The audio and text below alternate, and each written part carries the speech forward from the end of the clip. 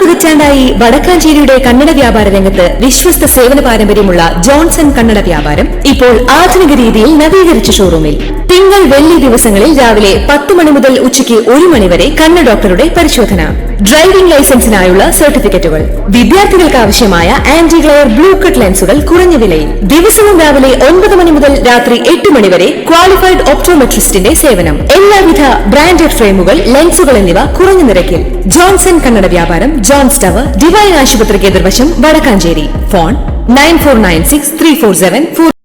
പുഷ്പ 2 റിലീസിനിടെയുണ്ടായ തിക്കിലും തിരക്കിലും പെട്ട് സ്ത്രീ മരിച്ച സംഭവത്തിൽ നടൻ അല്ലു അർജുന് നോട്ടീസ്. ചോദ്യം ചെയ്യലിന് ഹാജരാവാൻ ആവശ്യപ്പെട്ടാണ് ഹൈദരാബാദ് പോലീസ് നോട്ടീസ് നൽകിയത്. നാളെ രാവിലെ 11 മണിക്ക് സന്ധ്യ തിയേറ്റർ ഉൾപ്പെടുന്ന ചിക്കട്പള്ളി പോലീസ് സ്റ്റേഷനിൽ ഹാജരാകാനാണ് നിർദ്ദേശം. സ്വാഭാവിക നടപടിയെന്ന് പോലീസ് അറിയിച്ചു. ചോദ്യം ചെയ്യലുമായി സഹകരിക്കുമെന്ന് അല്ലു അർജുന്റെ അഭിഭാഷകരും അറിയിച്ചു.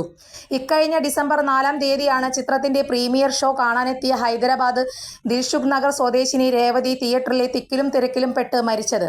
അല്ലു അർജുൻ അപ്രതീക്ഷിതമായി തിയേറ്ററിലേക്ക് എത്തുകയും ആരാധകർ തിരക്ക് കൂട്ടുകയും ചെയ്തതാണ് അപകട കാരണം. തിയേറ്ററിലേക്ക് പ്രവേശിക്കാൻ ശ്രമിക്കുന്നതിനിടെ രേവതിയും മകൻ ശ്രീതേജും കുഴഞ്ഞു വീഴുകയായിരുന്നു. രേവതിയെ ആശുപത്രിയിൽ പ്രവേശിപ്പിച്ചെങ്കിലും മരണം സംഭവിച്ചു. ദിവസങ്ങൾക്ക് ശേഷം മകന് മസ്തിഷ്ക മരണം സംഭവിക്കുകയും ചെയ്തു.